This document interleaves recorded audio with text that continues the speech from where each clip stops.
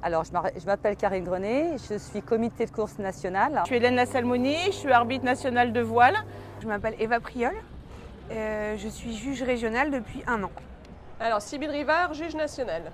Alors, moi je suis Corinne Aubert et sur l'épreuve, on m'appelle PRO. Alors, PRO, c'est Principal Race Officer.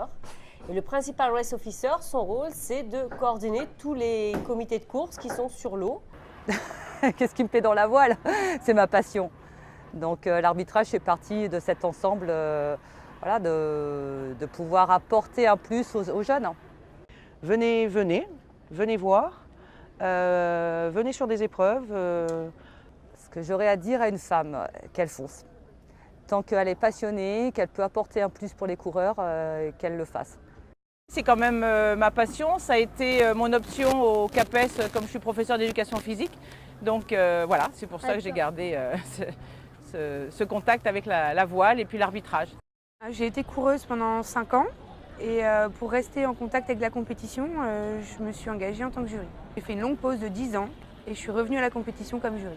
C'est vraiment au cœur de la course, tout le week-end, toute la journée ou toute la semaine selon la longueur de l'épreuve. Et voilà, rejoignez-nous. De toute façon, on est bien, on s'amuse bien. On est sérieux évidemment quand il le faut, mais on a une bonne ambiance. On est en contact avec les bateaux, on va sur l'eau. Voilà. Ah, moi, je suis une fana des règles. Je trouve ça très ludique et très amusant de comprendre comment elles marchent. Alors moi, de l'extérieur, l'image des arbitres, le comité de course, bon, il mouille son parcours, j'avais une image à peu près conforme à ce que c'est. Le côté juge, j'avais une image plutôt de personnes d'un certain âge assis dans un bureau. Ce qui n'est plus la réalité aujourd'hui, en tout cas pas dans ce que je vis.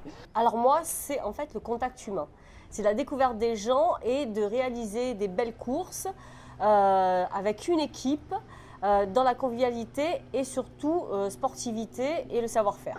Une fois qu'on est intégré, même avec des vieux marins, des vieux loups de mer, eh ben, ça se passe vraiment très bien.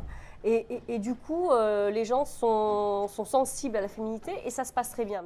Super sympa, bonne ambiance et voilà, et ça titille les neurones, donc j'ai intégré comme ça l'arbitrage. Je crois que la fédération a choisi ce championnat pour faire un championnat 100% féminin sur l'arbitrage.